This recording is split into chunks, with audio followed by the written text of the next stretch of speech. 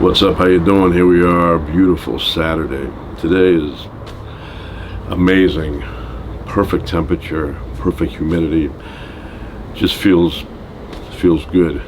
You have a feeling of well-being inside because of the weather.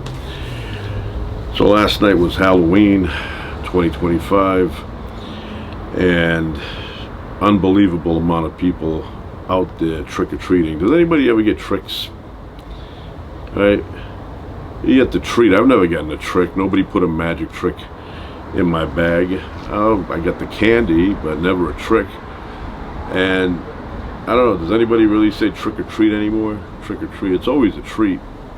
I don't even know why people say that. But anyway, went out there with my kids, roamed around the whole neighborhood for a few hours, and then we went out to eat. I sat next to, at first I looked over, I go, oh, Matt Dillon. But then I looked again, I go, that's not Matt Dillon, that's his brother. I don't know what his name is, but it was Matt Dillon's brother. So, there with his wife, girlfriend, I don't know, but he was there with someone. And we ate a decent meal, and then we came home. But yeah, when I was a kid, Halloween was big build-up. You'd go to CVS, get your vinyl mask with the vinyl outfit, and plastic mask with the vinyl outfit, and everybody had the same outfit. You know, some people had their mothers make something. Some people would wear a sheet, but mostly we had those cheap. You know, they came in a box at CVS. And you'd put on that mask with the thin rubber band in the back, and all night you'd be walking around. Now, they always used to say, be careful that you don't have the jumpers. Those are the ones that would come out and take your candy from you. That never happened to me. Although one time when I was a kid, somebody did it to somebody I knew, and they were like, somebody just took our candy. And I'm like, for what? You know, I would collect candy. Like, my kids go collecting. They eat probably 5% of it, if that. And same with me. I would eat a few, you know, Reese's peanut butter cups, Kit Kats, those type of things. Maybe a Snickers bar, and the rest would go into the garbage. And back then, they would say, watch out, razor blades in the apples. Once again, who would not notice this? You know, look at the apple. If you see a little slit about 1.5 inches long, there's something in there. You know, you're just biting into an apple. And who gives apples? Who actually takes apples and eats them later? I wouldn't. You know, I had a neighbor though. One time I happened to be at his house when he was preparing for Halloween, and like, you know, 99% of everyone else, I thought he was going to do like a bag of mixed, you know, candy bars. I see him over there. He brings out this big bag full of apples, and then he had these little tiny bags that were made out of wax paper, and I see, you know, he starts putting the apples in each bag, and he starts explaining to me how kids get a kick out of this, and I'm like, no, they don't. And so he filled up maybe like 20 little bags with 20 little apples, and then to top it off, he brings out a jar full of pennies, and he would dig in with his 3 fingers and dump 3 or 4 pennies in each bag. And he says to me, you know, he goes, the kids these days, they get a kick out of hearing that little jingle in there. I go, they do? I wouldn't, and I was one of those kids. So I was with him part of the night, you know, that year when he was passing out this stuff. I want to hang around and go see what happens. So kids were coming in and getting the apple, and then one kid, little blonde kid, he says, Ma, this guy gave us money. And I go, wait, count it first, and then act excited. You know, you're getting like 3 pennies in there. But and I guess in the old days where this guy came from, that was probably impressive. You'd go around the neighborhood, everybody would put like a couple of pennies in there, and by the end of it all, you may have $1. But I think those were the kind of things that people gave, the old-fashioned people. They would give you apples, a tangerine, a couple of cherries in there, and that was the treat. Nobody does that anymore. And I remember growing up in my area there, they had certain hospitals would participate in x-raying your candy in case you were like, okay, I don't know what's going on with this. Maybe they, put some stuff in there. And you would go to the local hospital, put your bag there, and they would x-ray it for you. And then you get the thumbs up or thumbs down. And I never did that. I visually looked at the candy. If the wrapper looked like somebody tampered with it, like I opened it up and the candy looked like there was a fentanyl stuffed in there, I wouldn't eat it, toss it. Even if I had a little bit of doubt, just a little bit, I tossed it.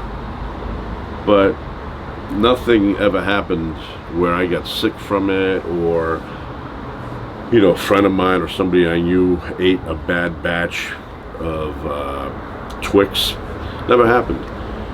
So I never had that experience. I think, there may be a small percentage of people that mess around like that. And who gets a thrill out of that? It's like, hey, kids are coming over. I'm going to put the razor blades in the apple. I don't think, it's got to be like somebody who did it in the past, and that's why the legend was born. But I never had that experience.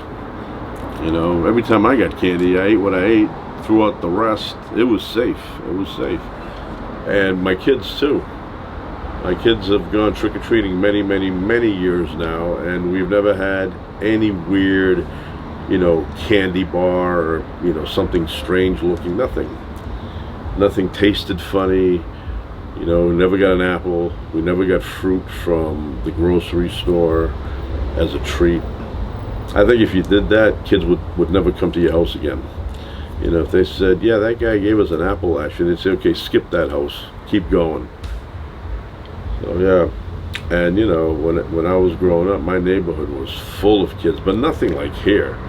Here is like, I don't know, Grateful Dead came to town and all the Grateful Dead people are waiting outside.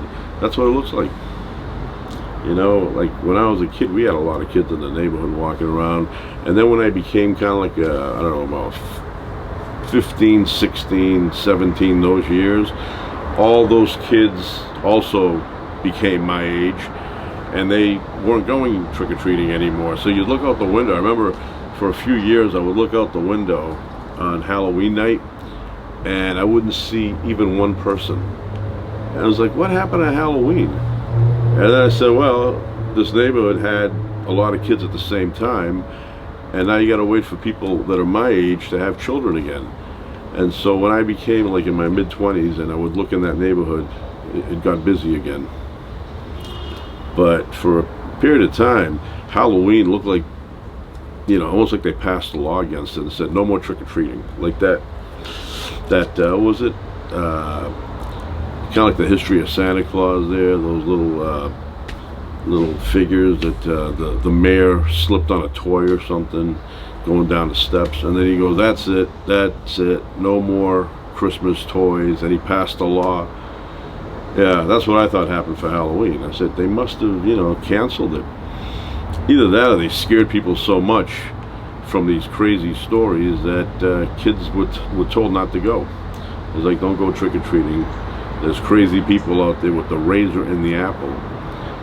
And nowadays you can do the same thing with chemicals. You don't need a razor. So, but like I said, I've never had an issue. I've never experienced a razor blade. And I mean, what kind of biting do? You don't look first. You don't say, well, I'm not biting here. It's kind of like a gash in the apple. There's something in there. And how about cutting the apple first? Cutting it in like 4 pieces and then looking and going, okay, it looks all right. Who are these kids that go home and I gotta have that apple? I don't know.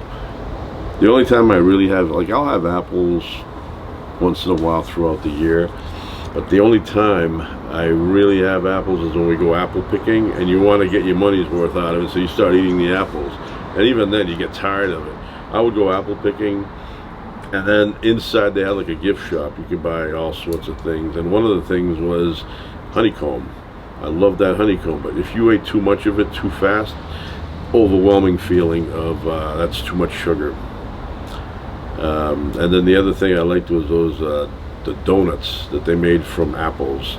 Apple cider I loved. We get a big thing of apple cider, go home, put it in the fridge, nice and cold, and then you take that down. And of course, we know an apple a day keeps the doctor away, right? So anyway, apples get a bad rap. You know. Well, like I said, I don't know who just straight out goes and bites into an apple and ends up with a razor blade stuck in his mouth. So anyway, it was really nice last night. A lot of walking, a lot of up and down, up the stairs, down the stairs. And then we had our meal, which, you know, hit the spot because I was hungry. So today we are going to do something that I'm going to enjoy. We are going to the 40th anniversary of Back to the Future. It's going to be shown in the theater, and I'm very excited about that because that's one of my favorite movies. I am a big fan of time travel movies. Love them. And this is one of the best ones. There's other good ones too, but this one, you know, is at the top. When I first saw it in 1985, and I go, wow, that was amazing. I love that. I started thinking of all the possibilities that you can have with time travel, and it's just an amazing movie.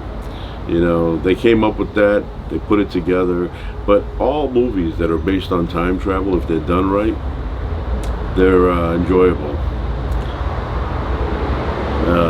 My wife, she ended up, you know, buying the ticket without me saying if I wanted to see it or not, and she assumed I wanted to, and she was correct.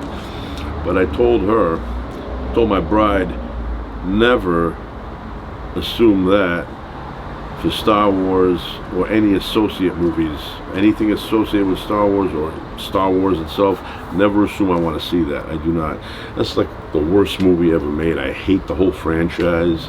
Not a fan of George Lucas's style of directing, of him himself. I'm just, the whole thing. I don't want to see a Star Wars movie ever. I don't know what the fascination is. I think it's like mass hypnosis. Everybody has bought into this movie as being great, and it's awful. I know I don't want to hurt anybody's feelings. I know it's my opinion. In my opinion, that movie was horrible, and everything that came after it, also horrible.